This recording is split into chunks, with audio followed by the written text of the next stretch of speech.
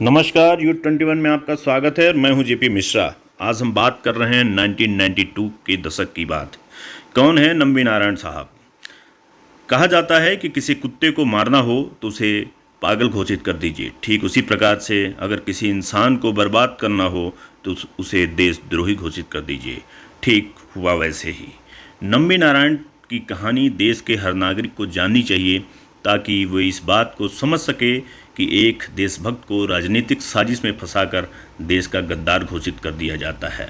नम्बी नारायण साहब के खिलाफ साजिश नहीं हुई होती तो आज भारत 15 साल पहले ही स्वदेशी क्रायोजेनिक इंजन बना चुका होता। उस दौर में भारत क्रायोजेनिक इंजन टेक्नोलॉजी पाना चाहता था, लेकिन तब रूस और अमेरिका पर निर्भर था। लेकिन अमेरिका ने इस टेक्नोलॉजी को देने से मना कर दिया।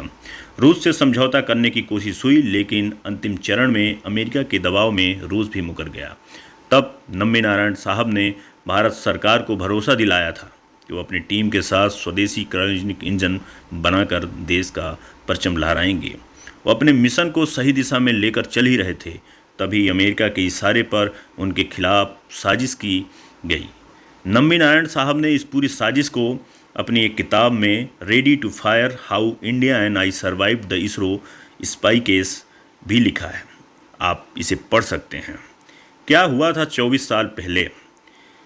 अक्टूबर 1994 को मालदीव की एक महिला मरियम राशिदा को तिरुवनंतपुरम से गिरफ्तार किया जाता है। राशिदा को इसरो के स्वदेशी क्रायोजेनिक इंजन की ड्राइंग पाकिस्तान को बेचने के आरोप में गिरफ्तार किया गया।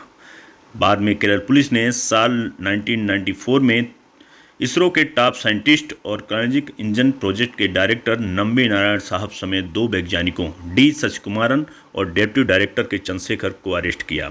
इसके अलावा रूसी स्पेस एजेंसी के एक भारतीय प्रतिनिधि एस.के. शर्मा, लेबर कॉन्ट्रैक्टर और राशिदा की दोस्त फौजिया हसन को भी गिरफ्तार किया गया। इन सभी पर इसरो के स्वदेशी क्रायोजेनिक इंजन से जुड़ी खुफिया जानकारी पाकिस्तान समेत दूसरे देश को बेचने का आरोप लगे।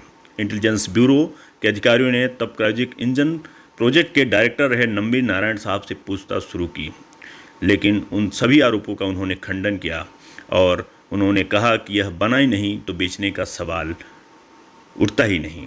लेकिन तब यह मामला काफ़ी ज़ोर शोर से अखबारों में सुर्खियों में रहा। बिना जांचे परखे पुलिस की थ्योरी पर भरोसा करते हुए मीडिया ने भी नम्बी नारायण साहब को देश का गद्दार बताने में कोई कसर नहीं छोड़ा। गिरफ्तारी के समय नम्बी नारायण साहब रॉकेट में इस्तेमाल होने वाली स्वदेशी क्रायोजेनिक इंजन बनाने के बेहद करीब पहुंच चुके थे। उन पर लगे आरोपों और उनकी गिरफ्तारी ने देश के रॉकेट और इस इंजन प्रोग्राम को कई दशक पीछे धकेल दिया।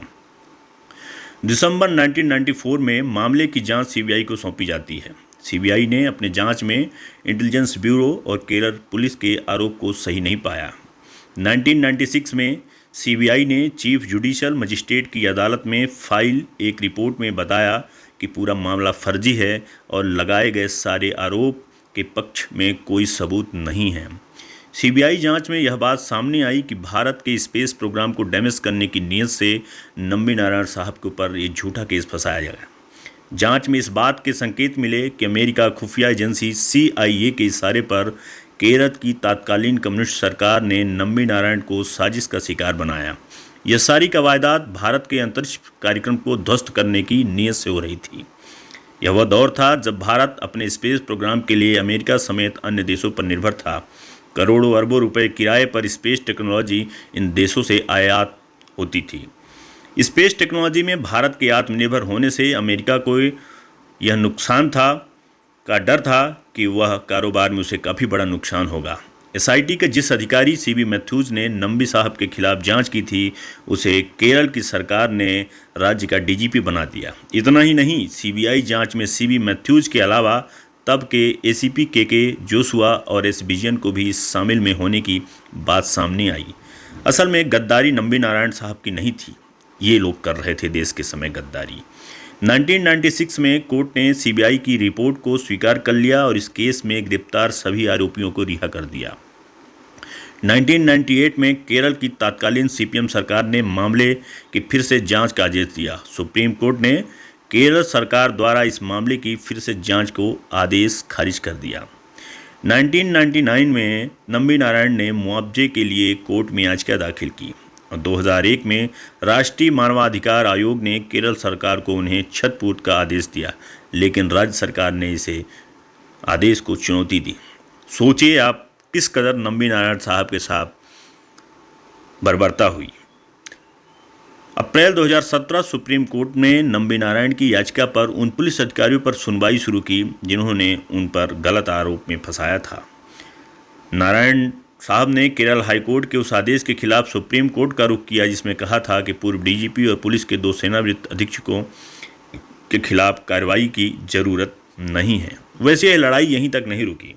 नंबी नारायण साहब ने 1996 में ही आरोप मुक्त हो गए थे, लेकिन अपने मान सम्मान की लड़ाई जारी रखी और 24 साल बाद सुप्रीम कोर्ट ने 14 सितंबर 2018 को उनके खिलाफ सारे नेगेटिव रिकॉर्ड को हटाकर उनके सम्मान को दोबारा बहाल करने का आदेश दिया।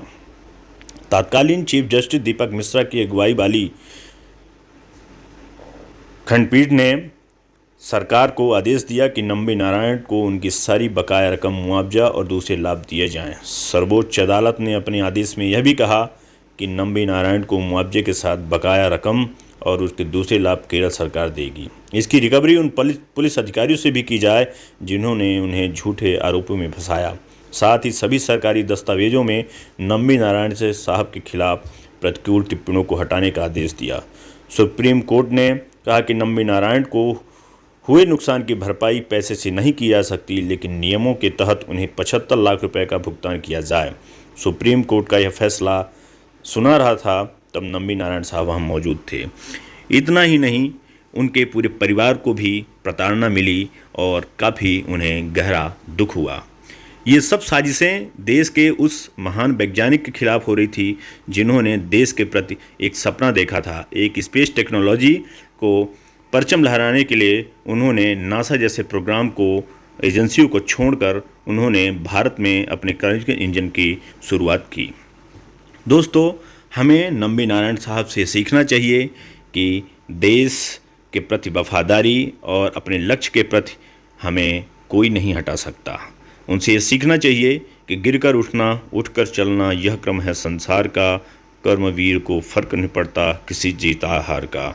उनसे कई बातें सीखने की ज़रूरत है, लेकिन एक बात और सीखने की ज़रूरत है कि क्या इस देश की सरकार और पैसे की बदौलत क्या किसी एक देशभक्त पर इस तरह के आरोप लगाने चाहिए या इस तरह के उन पर दोषापूर्ण व्यवहार करना चाहिए। यह बिल्कुल ठीक नहीं है, ये बिल्कुल गलत है।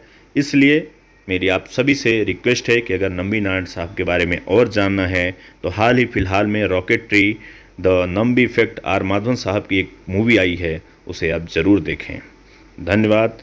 इस तरह की समाचारों के लिए आप हमारे साथ बने रहिए।